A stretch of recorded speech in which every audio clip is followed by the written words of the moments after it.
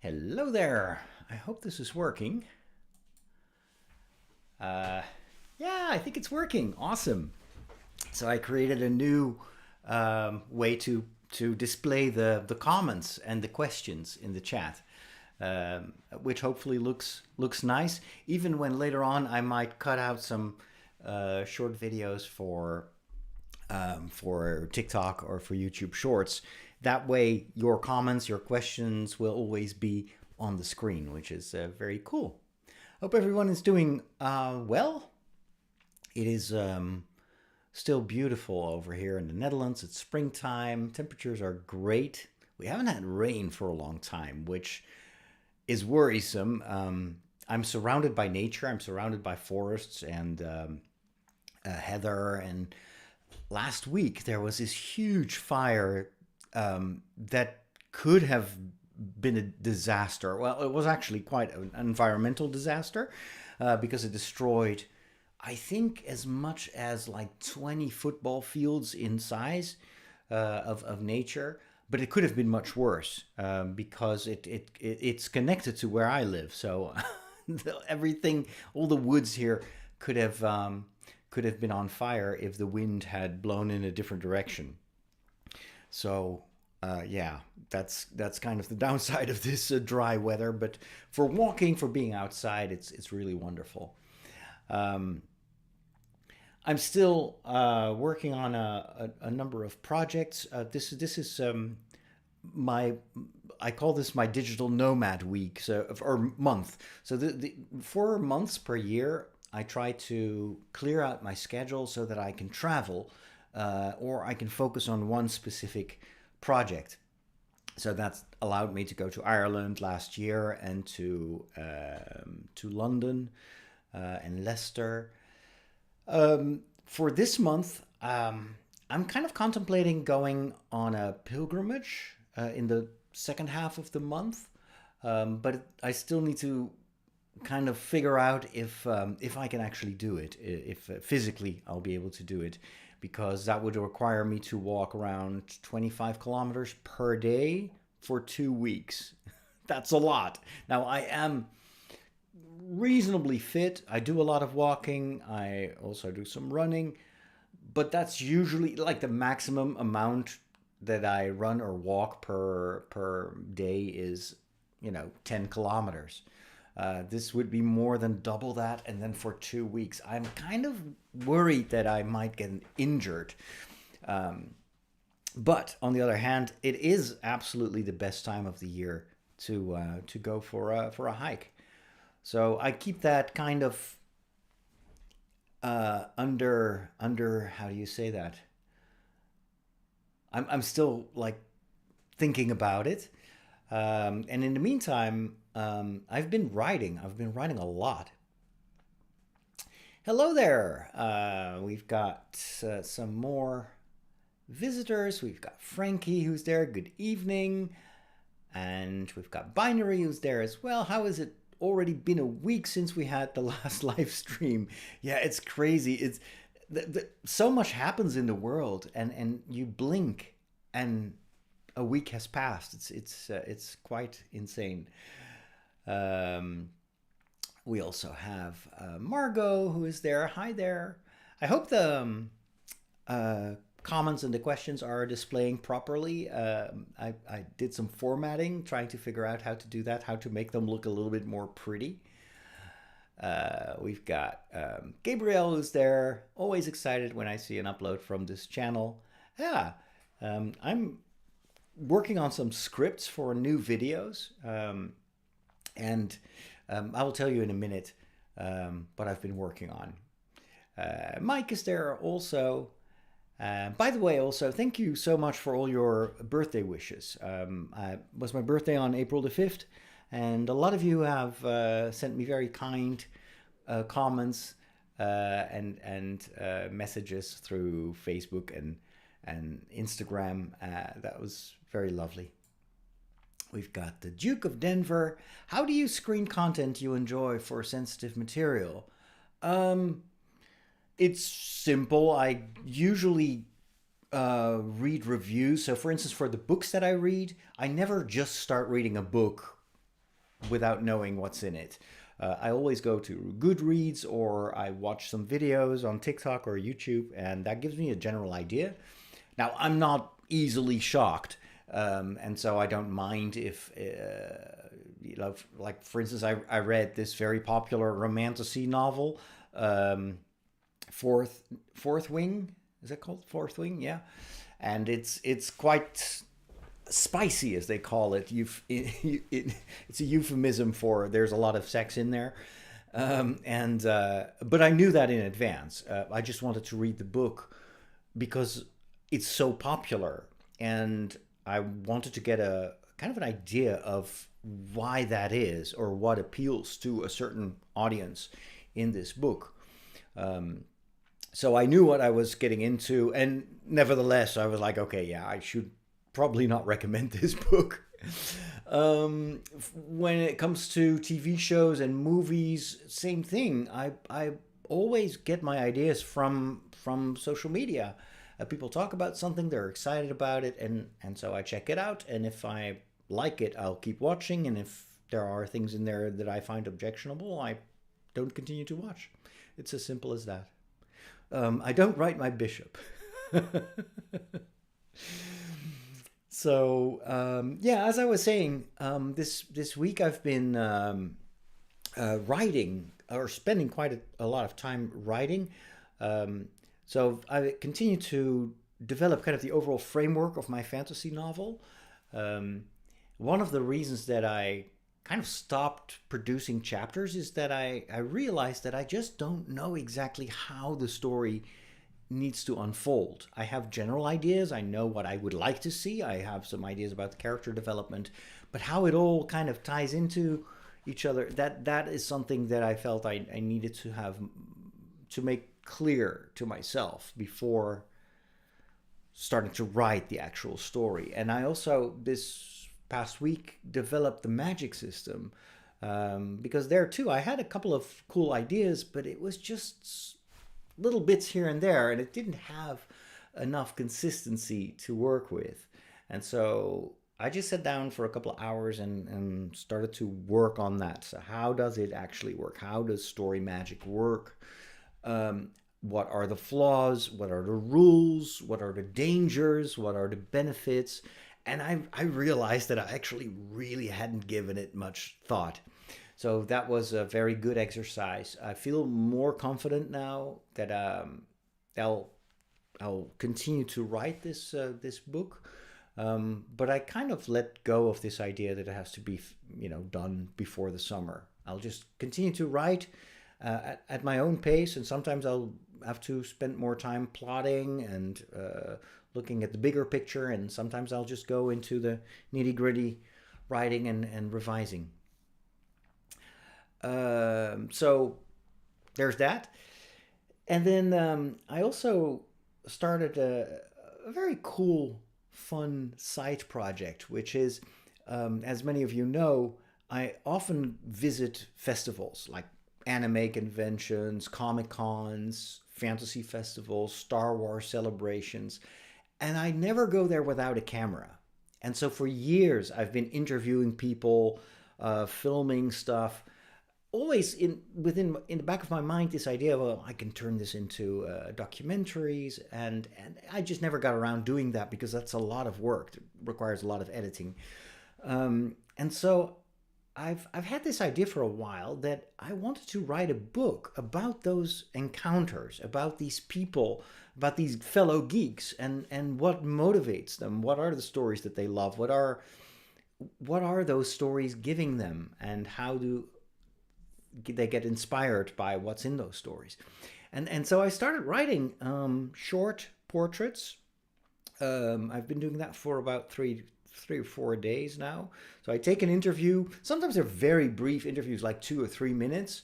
And sometimes I have interviews that last for 15 minutes. But I try to kind of bring it down to a very short portrait of about like 3 or 4 paragraphs. And then I always have material. I always have a visual material. I have a photo. I've got screen caps that I can take from the videos. And so it's a combination of a striking photo and then a good story. And I've been posting those on Instagram in case you're interested, and also on Facebook. Um, and my intention is to bring them together, to bundle them in a collection of portraits of geeks. And I have to say, just going through that material, I realized that there are so many amazing people there, and every interview is different. And sometimes people say the same things, but they express it in their own way. And it's a lot of fun to write. And um, it's a format that I can use for almost any fandom. I can write, like right now, I'm focusing on this fantasy festival that is coming up this weekend in the Netherlands. So I take those interviews that were filmed on that location. And then I also really would like to do a whole Star Wars book, just interviews with Star Wars fans and Star Wars cosplayers. And then maybe do a book about fantasy writers, etc., etc. I could do multiple bundles like that. And what I love about it is that, of course, it brings back a lot of memories. It gives me an opportunity also to get in touch with these people, because I sent them the story and then I asked them to give me comments. And that's especially important because sometimes, I've just got fragments of a conversation. It wouldn't even work as a video, but then I think about it and I kind of rewrite the content and I turn it into an interview and sometimes I will just go and look up their comments and their posts on Instagram, and I get some more information and I piece that together and I create kind of like a new portrait. But then of course that the conversation as I write it down never happened in that form. And so I always give it back to the cosplayer and ask them, hey, does this work for you? Do I say anything stupid? Is there anything that is erroneous in here? And so just today, I wrote a story about a tattoo artist who is originally from Argentina. He moved to the Netherlands a couple of years ago, works as a tattoo artist in Amsterdam, and he created this massive costume with huge wings, and portraying one of the main characters in A Court of Thorns and Roses, Cassian. Interesting name because, of course, Cassian is also a Star Wars name. And so I'd taken some pictures of his costume and had a little chat, but I didn't remember much of that conversation. And so I did some research online and patched together a portrait of who he was and how he made the costume. And then I sent it to him and he's like, dude, you make me sound so intelligent and so incredibly eloquent that it, like, I wish I could talk like that. And then I was like, oh, you're too modest, but he appreciated it anyway. So that's kind of fun for me too. It's almost a bit of a puzzle trying to write something that is actually based on the real people, but expanding it beyond the short conversations that I've had during those fantasy festivals. And also another advantage of doing this is that it teaches me how to interview people. Because now that I'm writing, I was like, oh, I should have asked this. Or sometimes I come across photos and it's like, why did I not interview these people? That's such an amazing costume. And it's probably because last year I was still kind of a little bit more introverted and I wasn't as kind of outgoing as I am now. I'm much less concerned about what people think of me. And so I hope to go there this upcoming weekend. I'm still waiting for the press accreditation.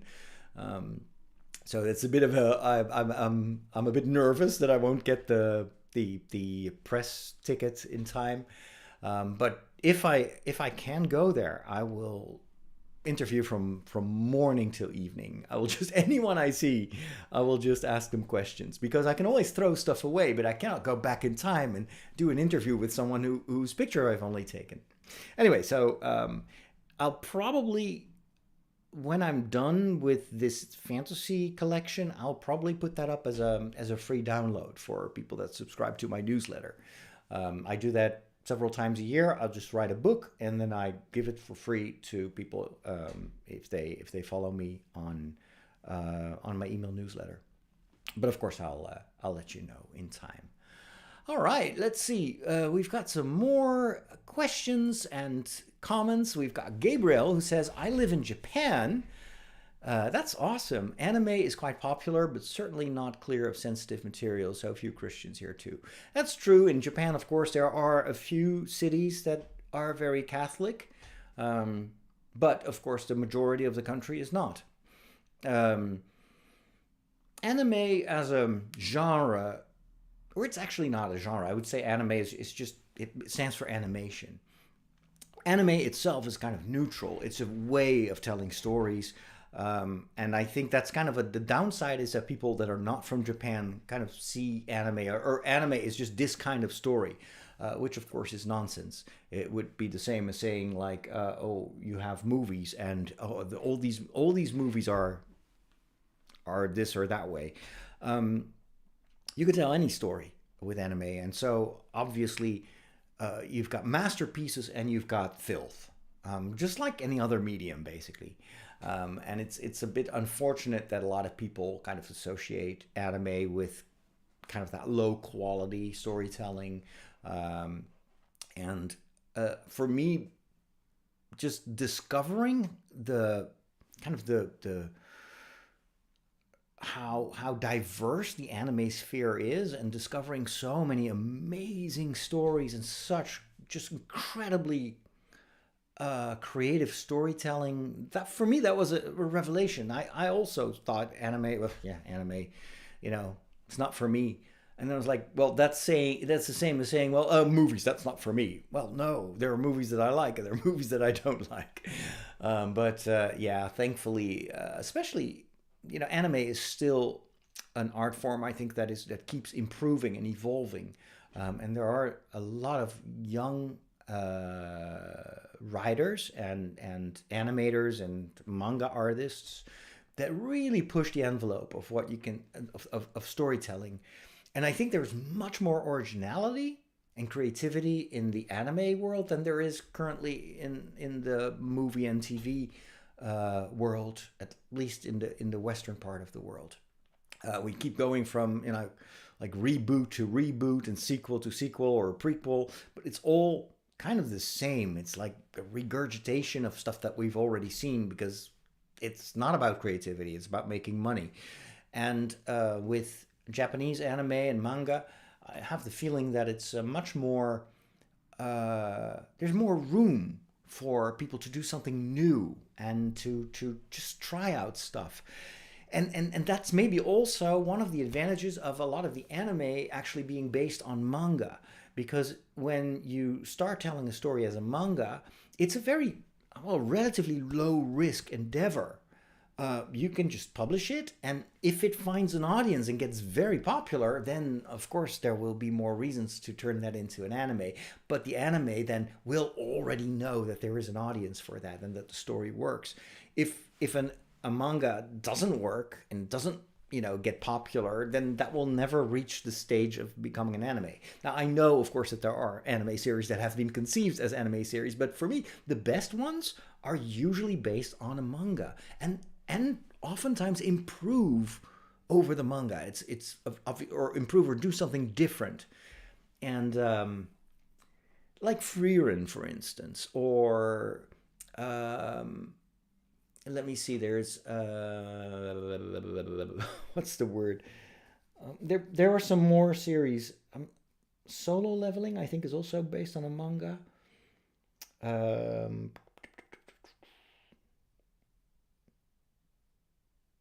kind of blanking out.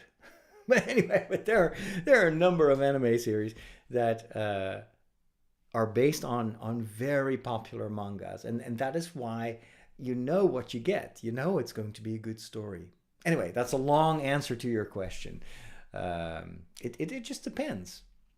But it's still on my list. I would love to go to Japan and interview these creators and make a documentary about these storytellers, because I feel that in Japan you have a couple of people that are, for me, on par with like a Tolkien or a C.S. Lewis. And it's not all just Studio Ghibli and then the rest is drivel. No, I think there are a lot of anime stories that most people are not aware of, because you cannot watch them. They're not available in Europe, and yet they are absolutely top-notch entertainment. We've got Shreg and Donkey saying, "Hey, my mom recommended to watch you. Never thought I'd see the day where a priest would like anime like I do." Very good. I love it. Say hi to your mom.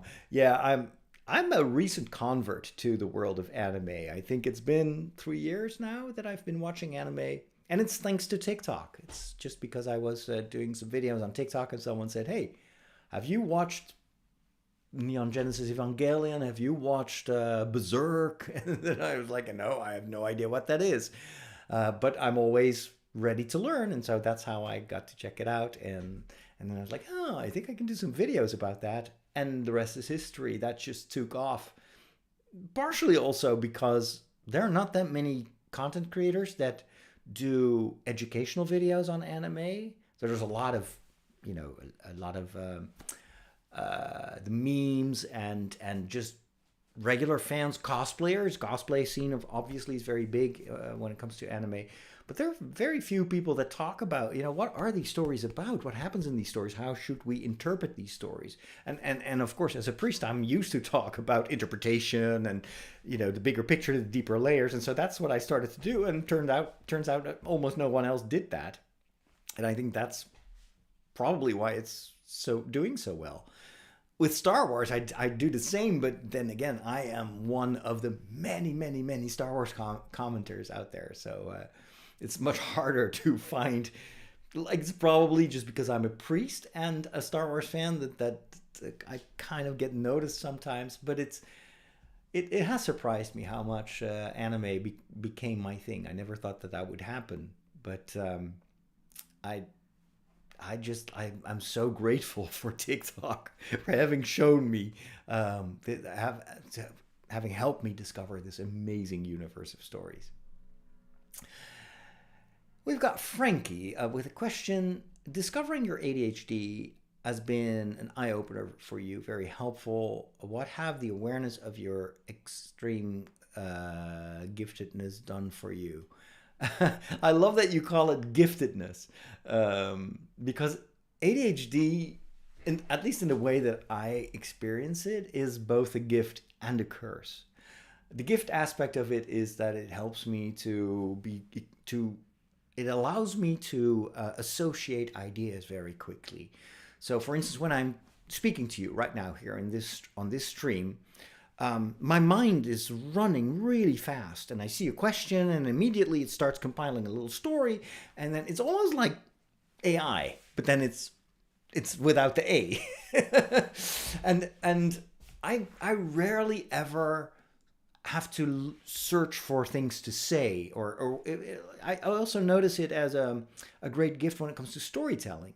Now that I'm writing my fantasy novel, I kind of plunge into this world. I visualize the Middle Ages or early Middle Ages in Ireland, and then I'm thinking, oh, what am I going to do in this chapter? You know what? I want a dragon in there. How is the dragon going to get here? Oh, wait, of course a dragon is not real, so it has to come from a story, and there has to be magic involved, so I need to set up a story in which there is a dragon, and then I need to come up with a reason so that the dragon can escape. How does that work? And so, like, I get like 20 ideas immediately, and I start to write them down. That is ADHD. That's absolutely, it's the downside of that, and the cursed aspect of this is that this goes on day and night. This is not just when I sit down and I flip a switch. Now, like the entire day, and also sometimes, unfortunately, during the night, my brain is just like bouncing around, and like it has happened so often that I wake up at like 3 a.m. It's like, oh, I've got an idea. And then I need to write it down, because then I'm super awake, and then I can't get back to sleep anymore. That's very frustrating. Or when I'm in a conversation with you, with a person I know, or like even here during the stream, I'm talking to you, and as I'm answering your question, and I'm telling you how I came up with this idea of a dragon, my brain right now is thinking about that chapter while I'm talking to you. So part of what I'm doing right now is like a lot of my speech is kind of automated. It's because I have a habit of talking. So I can just do that almost automatically. I don't have to put in much energy, but then 80% of my brain is now developing where the whole thing about the dragon. And it's like, you don't notice this because it just feels like I'm here. I'm fully present. But in my mind, there are like 3 or 4 layers where with all these bouncing balls, and there's another layer. It's like, okay, I need to wrap up this live stream in time. That is to say, at 8 o'clock, because I still need to get some groceries, and the stores close at 9. And last week, and the stream went on for too long, and then the shops were closed, and then I didn't have anything for breakfast, and so there like all these different layers, and that is extremely exhausting at times, and it gets very overwhelming. So when I have a lot of input, my brain starts working and working and working, and then and again, you don't see that, but it drains the battery, and then sometimes in the evening I'm completely wiped out, or if I spend too much time, what they call in hyper focus, whereas like I have this idea, and then it's like the world disappears, and I start working and typing and creating. I don't notice what time it is. I don't notice that I haven't eaten yet. It's just insane. And then I kind of wake up from this trance, and then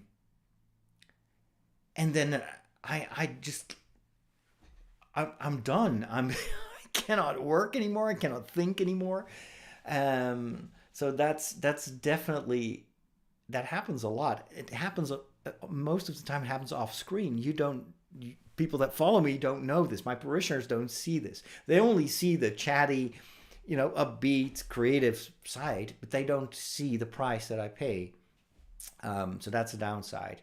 And then there's also executive paralysis. If there are too many possibilities, I don't do anything at all. So this happens a lot where I go to the kitchen and I open the fridge because I want to eat. And then I look at all the stuff that's in my fridge. Like there's milk. I could do cereal. There is leftover rice. I could make a rice dish. I could make some Chinese food. Or I see, what else is there? Veggies. I can make a nice salad with lettuce and tomatoes. And then I stand there for 10 minutes until the door starts warning me that it's been open for too long, and then beep, beep, and it's like I close the door, and then I reopen it because I haven't made a decision. I have that also creatively. So today I wanted to create a few videos for my YouTube channels. And so the first step is always I write down what I would like to create videos about. And within 2 minutes, I have 25 topics. And then I'm stuck. I don't know what to do anymore. And then I was like, okay, well, which one am I going to start? And which one am I going to do first? And then, well, but if I do a story about this, then I first need to research this. And then how am I going to put in the illustrations? What editing software am I going to use? Literally, this is all happening in my mind. And then I just sit there and I was like, okay, I'm going to get a cup of coffee because I'm overwhelmed. And then nothing gets done. And then I just do other stuff. So I started writing these stories of cosplayers because it was less complicated. So that's a little peek inside my mind. I could talk about this for ages.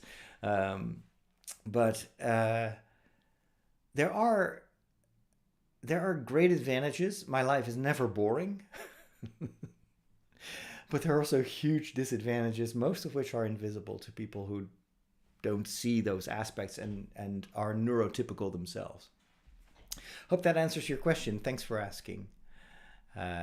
We've got Paul from Malta. Good to see you too. Thank you for your birthday wishes. I appreciate it. Gabriel says, I totally agree, Father. Speaking of Catholic cities, Nagasaki was home to Paul Takashi Nagai. I recommend you or anyone else look into his life. He was Catholic who survived the U.S. nuclear attack. Yeah, that's what people told me. Yes, Nagasaki, Hiroshima, there's a pretty big Catholic community there. So if I ever go to Japan, I will visit those cities, hopefully. Paul asks, have you seen the new DaVinci Resolve 20? Very useful updates, but I would recommend upgrading at the moment since it is still in beta. No, I have already installed the beta. It is awesome.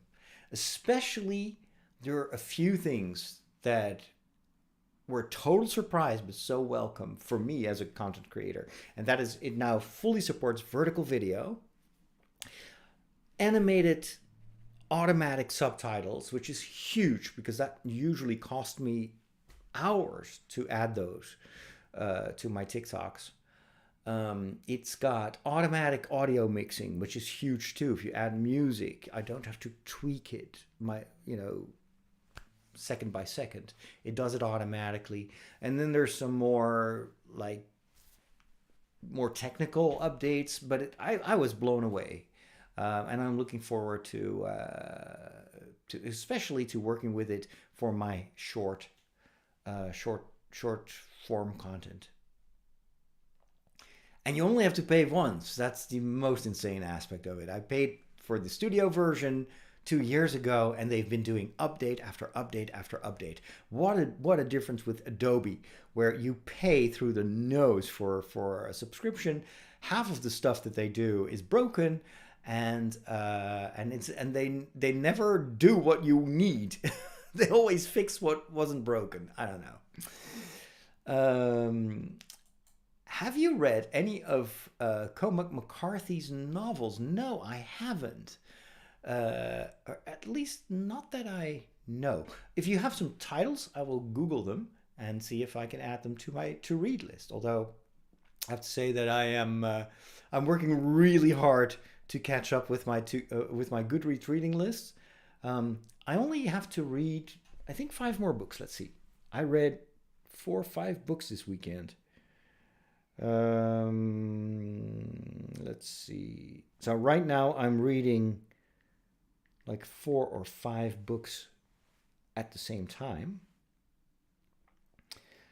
I read another Robin Hobb book, which I wasn't planning on doing because I did not like The Assassin's Apprentice, but I read The Willful Princess and The Piebald Prince.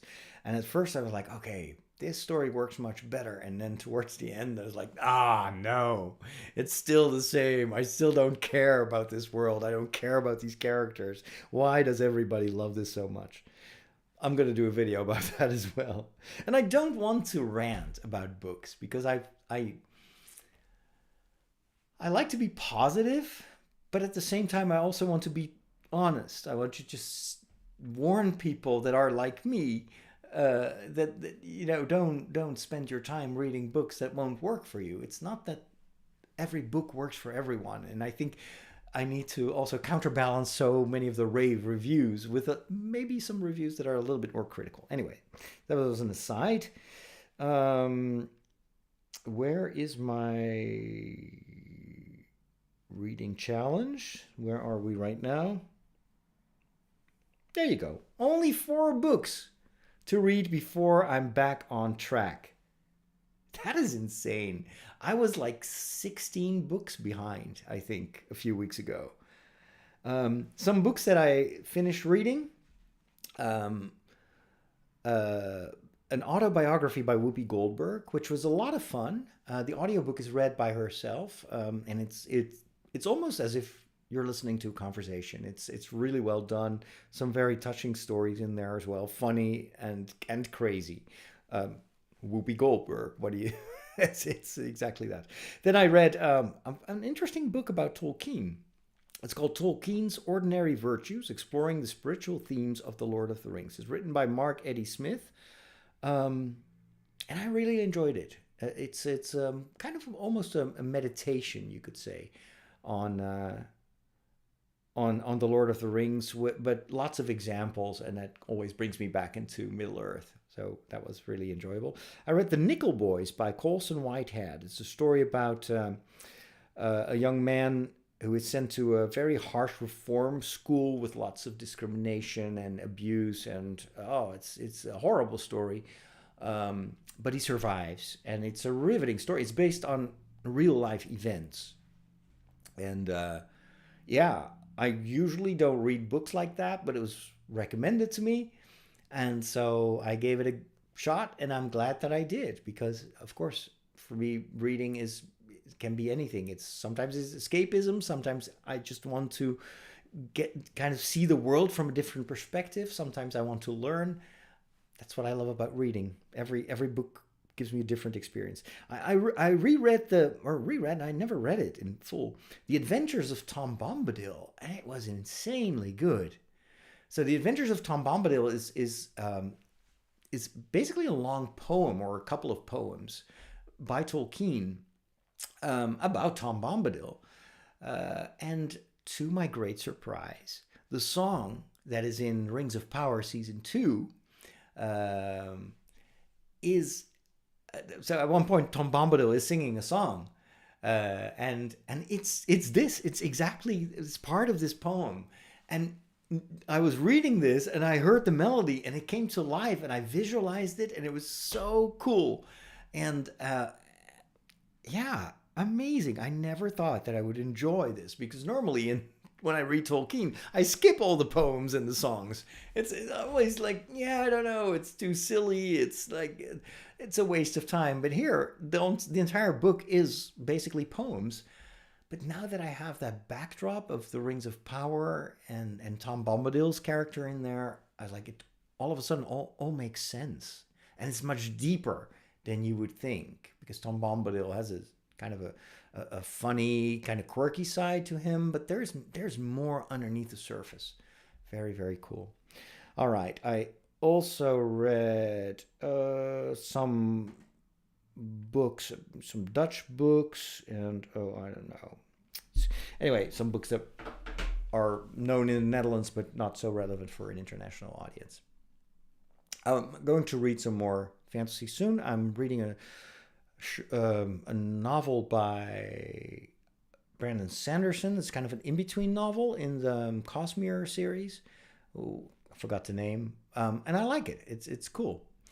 Try to read the Way of the King or the Way of the Kings, and I'm still stuck. It's so daunting. It's so complicated. It requires so much concentration and focus.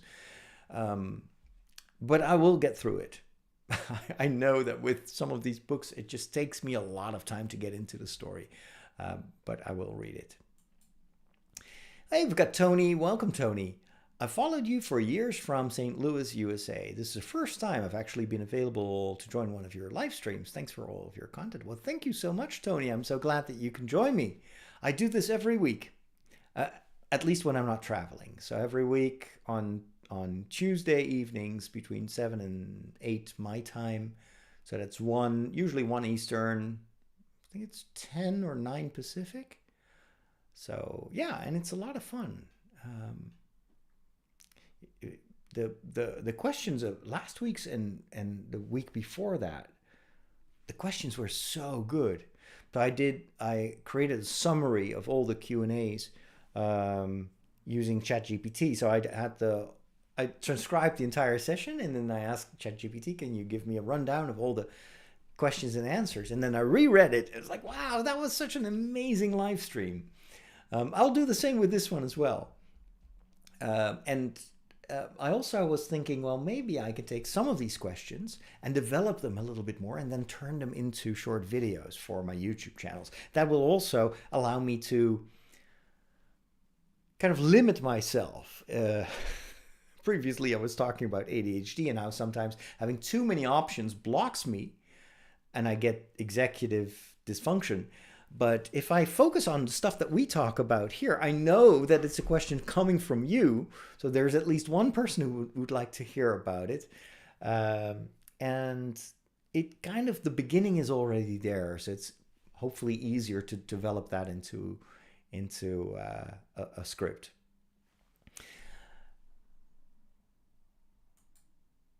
Paul says, I would not upgrade because it's in beta. Yeah, the DaVinci, but I've always worked with the betas and never had any problems. So, and it's too late anyway because I already installed it. I do that too. It's rough. Take lots of naps and take a lot of notes. I assume you're referring to either the writing process or the ADHD. But yeah, I need to take a lot of naps. Can relate to all of these examples. Good, good, good. Barry is there. Halpenny, new to the channel from Derry, Ireland. Well, wonderful. Welcome. And I hope you enjoy the stream. I also, gosh, Ireland. I've just been there. I feel like I've just been there. I did a whole course here in the parish about Irish saints and showed a lot of the videos that I recorded in Ireland. But I realize that I've never shared them online. It's something I would so love to do that because I've been traveling around the country from Dublin to the south and then to Glendalough and then up to Galway, from Galway to Clifton. Yeah. Clifton back to Galway, Galway back to Dublin. That was an amazing time. I've been in Ireland for a month. I'm homesick. I want to go back there, and I will. Hey, Michiel is there too from beautiful Leicester. Good to see you online. Let me click on that comment. I'm so glad that I figured out how to do the comments in the center of the screen. I had to ask ChatGPT how to do that because I didn't know I could do it. But the cool thing is that in the future, I could do like specific Q&A sessions about certain topics. And then you don't see this, but on my preview of the screen, you see the horizontal video. But for me, the horizontal preview has these, there are two lines here that go like that. And it means that later on in DaVinci, I can just take that central section, cut it out, and then I will have vertical video. But then it also has your question. So that is a very simple way for me to turn these questions or these Q&A sessions into short form content. So I'm very excited about that. Sorry, this is just a little nerdy things that I like to do from time to time. We've got Terrell Eugene Bellinger. What a beautiful name. I hope I pronounced that correct. It's Terrell or is it Terrell? I suppose it's Terrell, right? Good afternoon, Father. Hope you have such a remarkably great day. Thank you. Does the Bible perfectly encapsulates the essence of love, resilience, and humanity? That's a good question. I don't know if it perfectly encapsulates all that. The Bible is, because it's a compilation of so many different books that have been written in very different times and cultures, I think it does give you a good overview of the human condition and the things that are important, and it shows us the kind of the journey that God undertakes with mankind throughout history, in very different situations and circumstances and through very different perspectives. I'm always a bit hesitant to say that, well, you just read the Bible and then you know what love is, or you know what resilience is, or you know what mankind is all about. Because the Bible is not univocal. It's not one book. It's not one day some person sat down and wrote the whole thing. No, it's because there are all these different stories, and I think that all these different perspectives do converge, but they also contradict each other because it's about our human condition, and we are very contradictory creatures, and so it's the Word of God, but it's told through human hands and through human stories, and so you cannot really say, well, the Bible says this, because if you say the Bible says this, then there's another part of the Bible that says the complete opposite. But, and this is why in the Catholic tradition we say we need something more than just the Bible. We need also an authority to help us interpret this. And so when non-Catholics hear that, they might think, well, it's probably the Pope. But the thing is, the tradition of the Catholic Church is usually consensus based, and it takes a lot of time to find that consensus, and even the consensus might shift over times. There are lots of things in the interpretation of what God is trying to tell us that have evolved over time and have deepened. And some things are the same and have always been the same. So it's a very complex set of books, but that's also why it's so fascinating. There are always new angles, always new. I mean, I love preparing my homily on Sunday, because every time I read those readings, you get new insights and you learn something, and it applies differently at various times in our lives, and there's no other book that does that. So that'd be my answer. Hello, Father. I'm a huge fan of sacred music and find the world of liturgical music fascinating. Do you have any favorite hymns or insight into what songs are used or chosen? Have a blessed Holy Week. Yeah, the world of liturgical music is vast, obviously. Personally, I am a huge fan of I like Gregorian chant, but I'm also glad that it's not the only type of liturgical music there is. I have a very deep dislike of all the kind of evangelical pop type of music.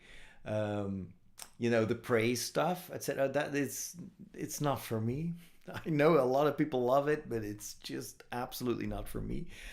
I like Palestrina and like the high quality classical stuff. I don't like the Renaissance type of music. So I've lived in Rome for 2 years, and I've suffered through a lot of masses at the Vatican, and I have never enjoyed the music there. It's the choir directors have this penchant for singing these it's terrible. Watch a mass at Easter or Christmas, and it's that kind of music. I hate it so much. It just gets on my nerves, and I don't know, it's just, on the contrary, I absolutely love the English choral music and the choral tradition. So like the Anglican tradition, beautiful, so beautiful, but also more modern day Catholic composers. It's very rare to hear that in the Netherlands, because it requires quality choirs and singers and directors. And we have an old church. Most of the people that are part of a church choir are old, and some of them are deaf, and so the quality is nothing to write home about. And there are oftentimes masses where I have to kind of dissociate, because I love music. But there are Sundays that I am in mass and I was like, okay, I now really need to, like, in my mind, I do this little exercise thanks to ADHD, and I picture that I'm like standing in front of a door. I open the door, there's a staircase, I go down the staircase, I close the door so I don't hear the choir anymore, and then I go through this tunnel, and then there's a little bit of blue light, and I step into this big cave, and it's full of penguins. And there is a penguin who's actually fishing, and I sit down next to the penguin, and I also throw my what is it, my what do you call this thing you use for fishing? My fishing rod, right? And then I just fish, and then I hear that the song is about to finish, and then I just say goodbye to all the penguins. I run up the stairs and go through the door, close the door, and I was like, okay, let us pray. I know that sounds crazy, but that's what I do. And it's pure survival because I'm suffering so much from a musical point of view. Now, this is not always the case. We have some very good choirs as well, but yeah. So last year when I was in Ireland, in Dublin, I went to celebrate Mass at the cathedral, and they had this fantastic choir. It was so beautiful. And that's where I'm like, oh, can I stay here forever? It's like being in heaven. It's so beautiful. But that's church. That's humanity. I mean, I kind of also love the fact that not every mass is top notch, because we're all humans. We do what we can. And the same is true for me as a priest. I have a certain style, and some people like it, and other people might just do the same thing and go fish with the penguins during the homily. But it's always been like that. I don't think that the apostles were good preachers. Maybe some were, but others certainly not. So yeah, it's also the charm, I think, of what makes us a church. Hello, Star-Lord. Just woke up. Still morning to you. Well, that's great. My day is almost over. You have an entire day in front of you. That is cool. Although, well, not an entire day because it's past noon. You're a late sleeper, but I hope you got some good rest, some quality sleep there. Barry wants to know, what is your most anticipated movie? Star Wars, the next Star Wars movie. Absolutely, without a doubt. I want to know what happens next with Rey, and hopefully also Finn, and just all these friends that I made in the sequels. I just want to see what's next for Star Wars. So that is absolutely my most anticipated movie.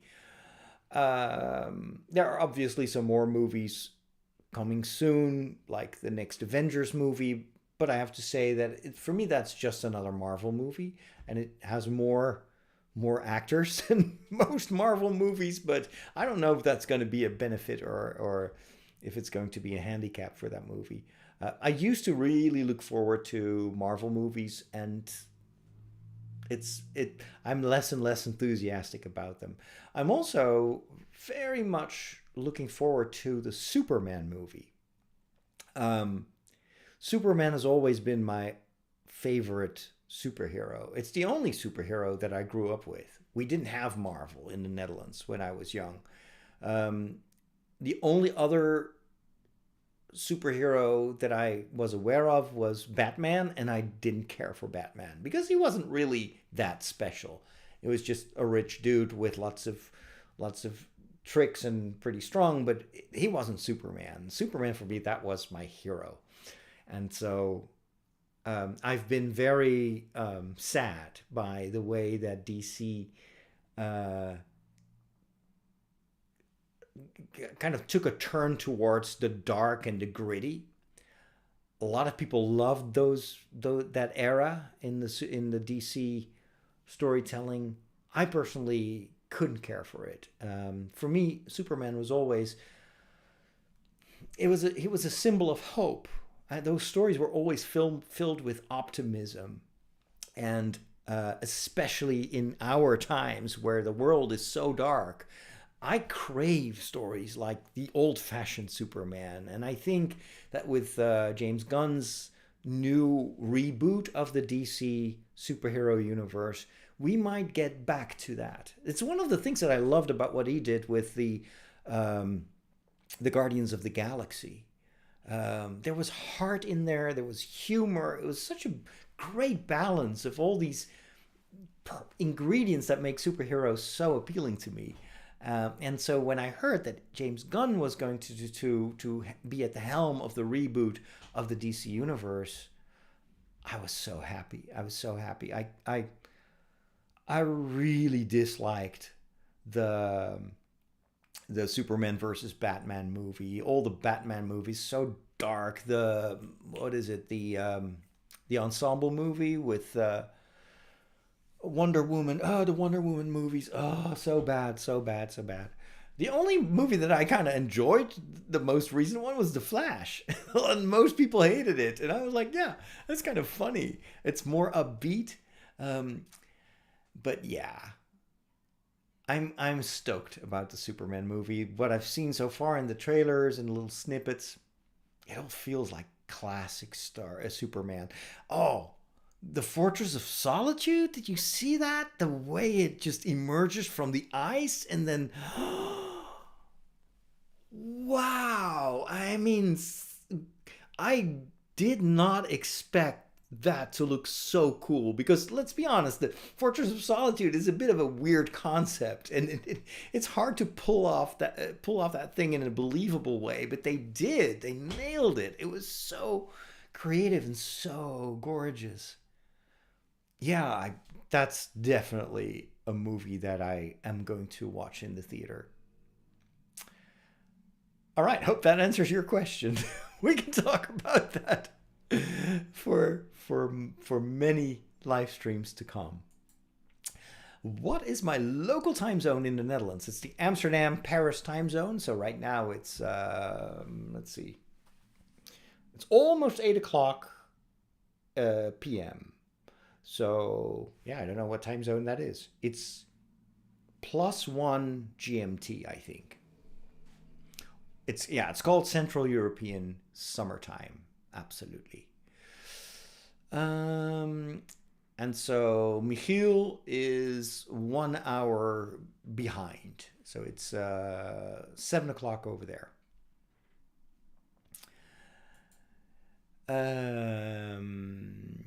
Beef Stewie agrees with me about the praise and the worship. It's very subjective. Yes, absolutely.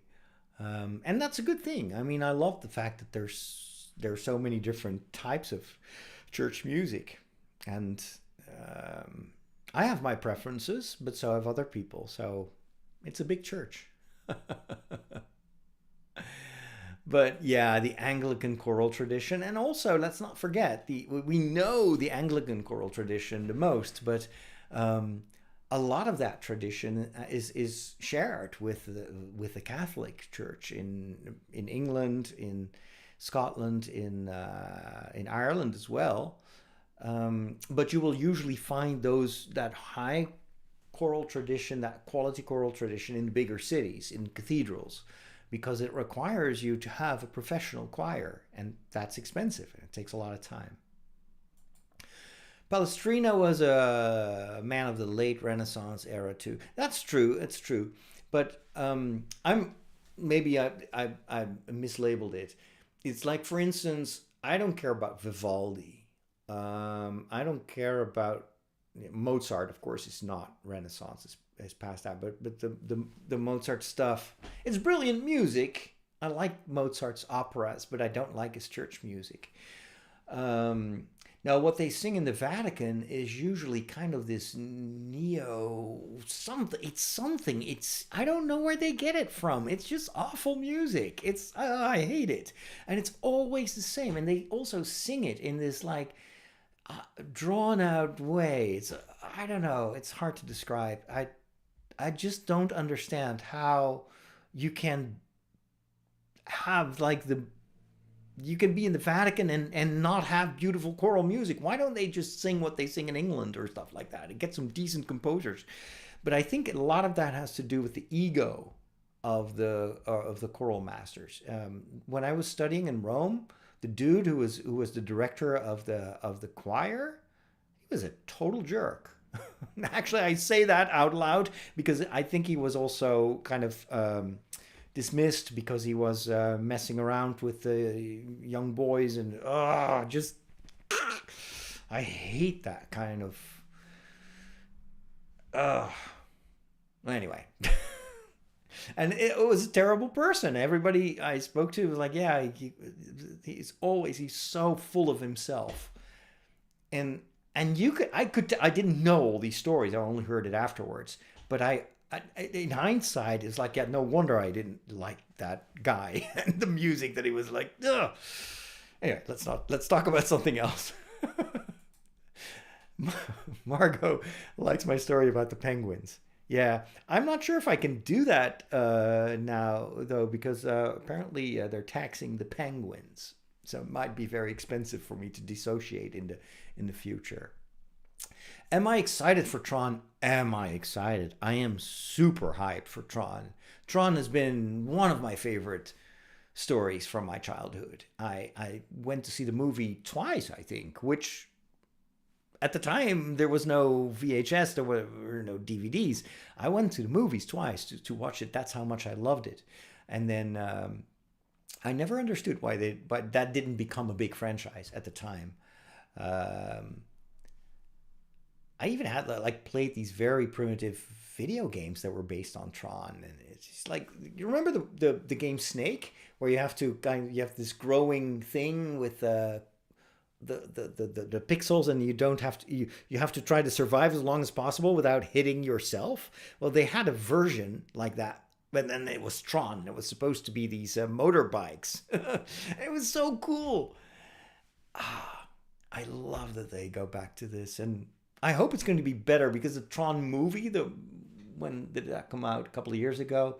Yeah, I liked it because it was Tron, but I expected it to be way better than it actually was, and I didn't think it did well at the box office. But yeah, this new series looks really cool. Margot likes worship music, just not at mass. Well, that's great. I never like. I don't like it in any circumstance. The Eastern Orthodox chanting. Good. Thanks for mentioning that. That, of course, is also very, very beautiful.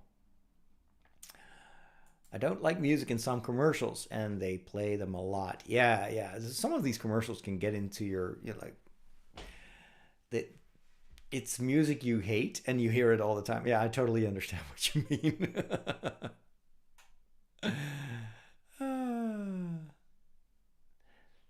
Batman, rich kid with issues, lots of issues, as said by Batman himself at some point. Yeah, he's got a lot of issues, yes. But it's also the way in which he speaks all the time. Like, I'm Batman. Yeah, I know that. Can you just speak like normal people? Why is it that when he puts on his helmet or whatever it is, like all of a sudden his voice drops 3 octaves? Why? Star-Lord loves Batman. He's more of a crime fighter, that's true. He's more kind of like Daredevil. And yeah, Daredevil is fine, but it's not, for me, it's not a superhero. Um, yeah, if I have to choose between Daredevil and Batman and Superman and Guardians of the Galaxy, I'll take the latter right away. The Flash is too much Ezra Miller. That's true. Although I have to say, I disliked Ezra Miller so much, but I thought he was pretty good in that movie. Um, have I seen the Lego Shire set? I have. I have. It's okay. It's too expensive, and it's too small. And I didn't care for all the side builds, like the tree, the party tree. Come on, Lego. That thing is so awful. How dare you? I mean, I've seen the real party tree. I went to the set in Matamata in New Zealand. And how can you possibly see that tree and then turn it into this what is it? Seriously, what were they smoking when they designed that? But I'll probably get it anyway because it's the Shire. It's the Shire. Hey, KM. It's a bit late. Yeah, I'm wrapping things up here, but thanks for stopping by anyway. Egg wants to know, will you watch the upcoming Chainsaw Man movie this October? I sure will, obviously. I'm going to do tons of videos on it. And thanks for the reminder, because before the Chainsaw Man movie will premiere, I need to go through the first season of Chainsaw Man. I got a lot of things to say about that show.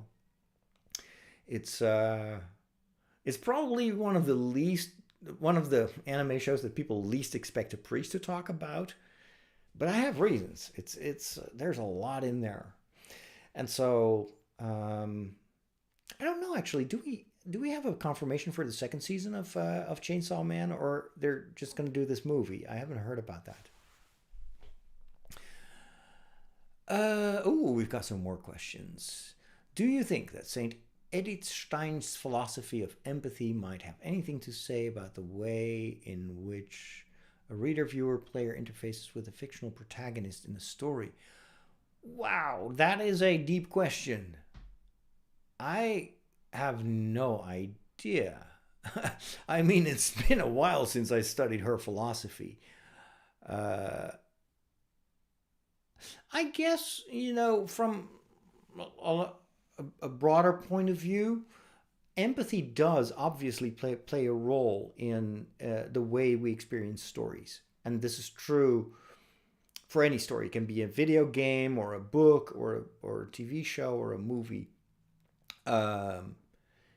And I think the fact that we are able as human beings to have empathy allows storytelling to be so powerful and so impactful, and why storytelling is so important. Because if you read a story to a cat, the cat is not going to care. You can put on cat TV is birds flying around, and that's it. But the cat is never going to empathize with a bird that that's prey, and I like to watch my prey. We as humans, we can watch a television series like I'm currently watching The Pit, which is an amazing hospital series with Noah Weil from ER, and he's now playing an older doctor in an emergency room. And that series is just like I'm on the edge of my seat for the entire hour of each episode because of empathy. I see these people, the stuff they go through, and I cannot always relate to everyone, but I can have empathy, and that's the kind of the power of storytelling, and why it's so important to me is that stories allow me to see the world from a different perspective that is not mine, and that is always a gain.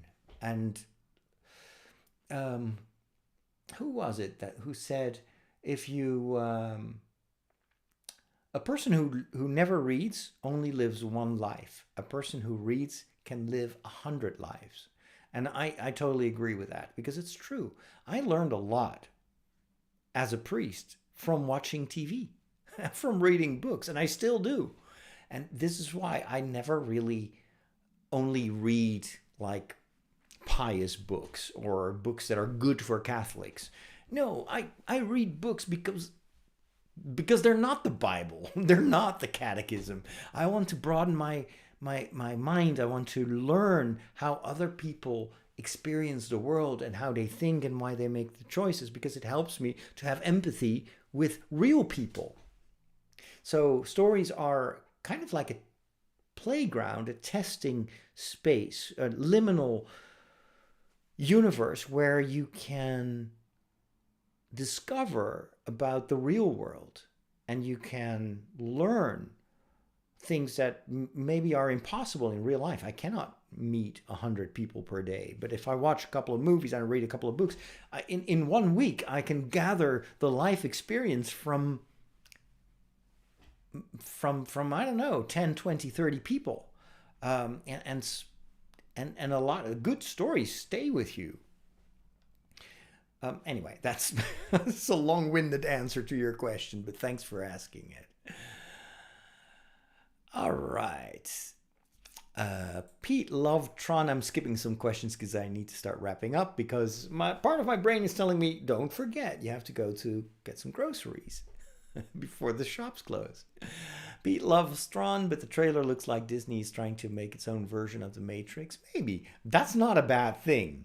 I love The Matrix. And if Tron becomes like a Disney version of The Matrix, sure. Yep. Sign me up. How can I connect my brain to that world? I'm not American, that's true. But there might be retaliatory tariffs from the European penguins. Please continue your support of the penguins on behalf of all of us who have now been priced out of the penguinophilia market. Yeah, I will send your best wishes to them. Let's hope this will all cool down soon. Thoughts on Carlo Acutis' beatification? Not really. I think it's cool to have a younger saint. I think he's probably very relatable saint to a lot of young people. But I've not been following it that much. But yeah, I see a lot of buzz around it, so that's very cool. Is Tron a movie or a series? It's both. It's a movie from the previous millennium when I was young, so that's a long time ago. And then there was a sequel movie that was made, 10 years ago, maybe longer. And then there was an animated series, which was pretty good, actually. And now there is a TV show, TV series on Disney Plus that is premiering any day now. So it's a TV show. Barry wants to know if I'm going to be watching soccer tonight. No, I never watch soccer. I don't care for soccer. I never watch soccer. That's a different planet for me. It's just not in my system. And that's true for any sports. I never watch sports. Maybe some tennis from time to time, but that's about it. Yeah, no, not a soccer person. The conceptual difference between Batman and the Punisher is uncomfortably small. True. Yeah. Batman, Punisher, it's kind of like always, that's why these characters are often morally gray. Like, how far is going too far? It's the same thing with Daredevil. You know, he's a Catholic, and at the same time, he's afraid that he's actually like a devil. I'm going to make a video about that very soon, by the way. The music from Halo 3 is so beautiful. Yeah, it is very much inspired by Gregorian chant, and that's why it works. Yeah, it's awesome. It's very haunting. Double the Ezra, double the fun. Yeah, but some people think Ezra was 0, so twice 0 is still 0. How do you feel about the idea of DC and WB developing a movie or TV series based on the origins of Poison Ivy? That's the first time I hear about that. I don't know.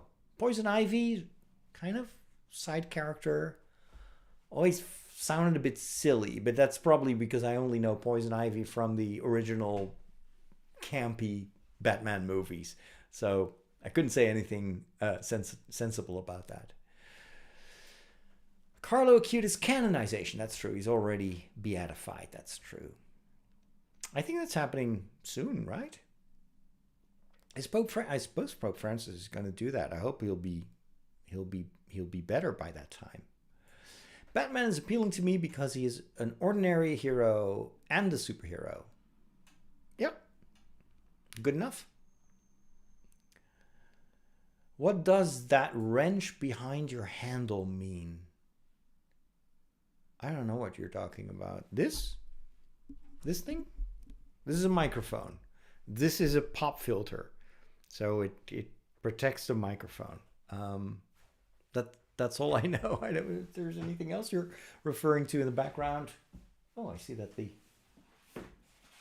Tolkien books have been slanted. That's not good. All right, I need to start wrapping up things. None of us can leap tall buildings or bend steel or fly, but when we support and protect the good guys from the bad guys, there's a little Batman in all of us.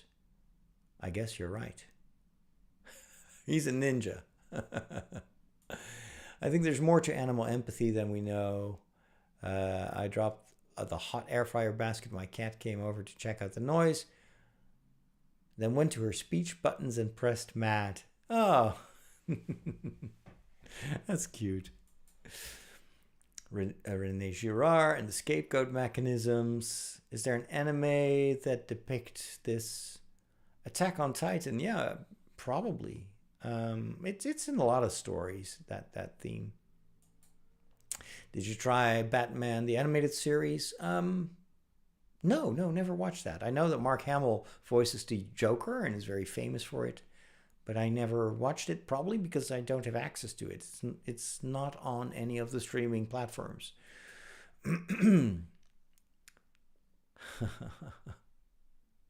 Cats do have a certain amount of empathy from a cat perspective, as long as we don't anthropomorphize their behavior. Yeah, you can still read a cat. Star-Lord loves Man of Steel. That's good. I like the music of Man of Steel, but I didn't like the story itself. It's too dark. It's too depressing. Suggestion for a video by Agatha. 10 best books of all times you would recommend and why. I actually did record a video about my favorite books. And it's on, if you are on my book channel right now, so that's at Father Roderick-books, it's there. It's the books that I can't stop reading or something like that. And that was based on a live stream that I did a couple of weeks ago. But I'm going to do some more of those, top 10 videos because they're very popular. All right, so the canonization is set for the 27th. IIRC. Blanking out on what that means. We got Misa Bookworm as well. KM is talking about the wrench next to Margot's name. Oh, okay. Yeah. They're moderators. That's true. They keep people in line.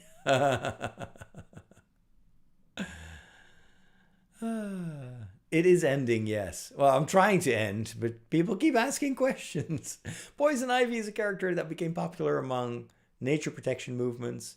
Ecology is mainstream trend, so it could be a marketable idea. Maybe, yes. Maybe you're right. I do believe it has to be less goofy, though. But what do I know? All right, Michiel, enjoy your dinner. The wrench in the chat. Yes. Have I seen The Ghost in the Shell? Yes, I have. Yes. It's awesome. I never really did a video about it because when I watched it, I wasn't into anime yet. But maybe I should go and rewatch it. But yeah, there are lots of philosophical questions in that particular movie. I was watching Nier Automata a while ago, which is based on a video game. That anime has very similar questions to Ghost in the Shell. Man of Steel remakes a combination of the first and second classics. I would love to see more videos like this on your channel, given you have this specific perspective on them. And which, you mean like the book top 10s? Yeah, I'll certainly continue to do that. Alrighty, well, it was lovely talking to you. Thank you so much for joining me. God willing, I will be back next week with another live stream. If not, I'll mention that on my social channel. So make sure you follow me on Blue Sky, on Mastodon. If you want to read my geeky stories, my encounters with cosplayers, check out my current series that I'm creating on Instagram. It's all Father Roderick. Just look for Father Roderick. It's usually me. All right, so yeah, make sure to go to my Discord, and there it is. Make sure you join the Discord because we can continue the conversations that we have. And if you go to my website, fatherroderick.com, you can also sign up for my email newsletter. And if my new book comes out, you'll be able to download it for free. So go to fatherroderick.com/free and subscribe. All right. Have a wonderful rest of your day. Take care now.